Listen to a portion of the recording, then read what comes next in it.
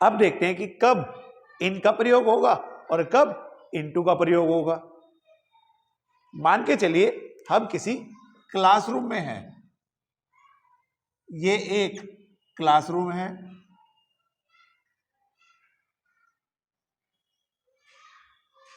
और हम इसके अंदर हैं, तो यहां पे आएगा in. We are in the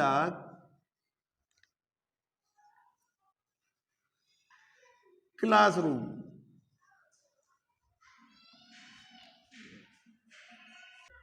तो फिर इनटू कब आएगा? मान के चलिए एक नदी है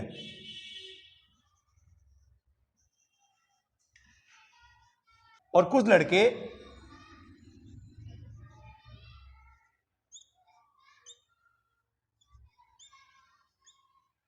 दौड़ते हुए और नदी में कूद गए।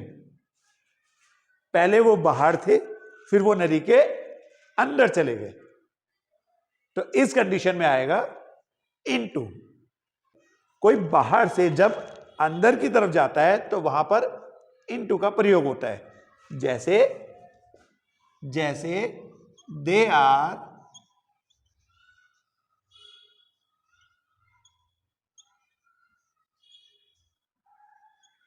Jumping the river. ये हो गई एक कंडीशन। जब हम बाहर से अंदर की तरफ जाएं तो वहां पर इनटू का प्रयोग होता है।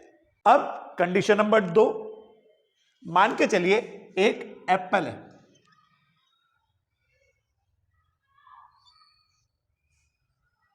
और हमने उसके पीसीस कर लिए,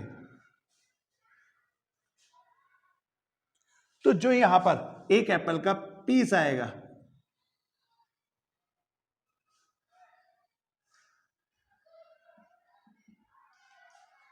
ये इसी का तो ट्रांसफॉर्म है। तो दूसरी कंडीशन में इनटू कब आता है? जब कोई चीज ट्रांसफॉर्म होती है।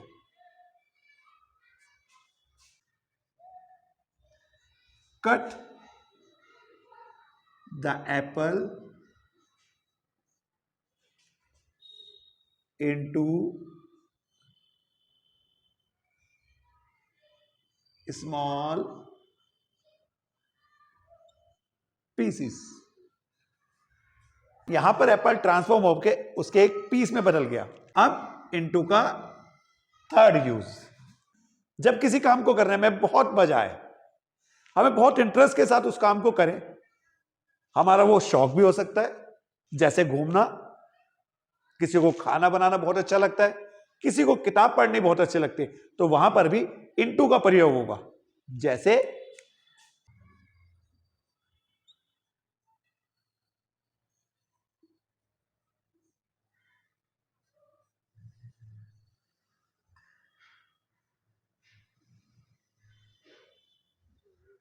I am into traveling.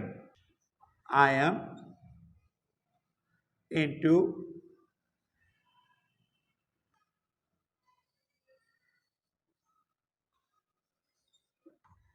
Cooking.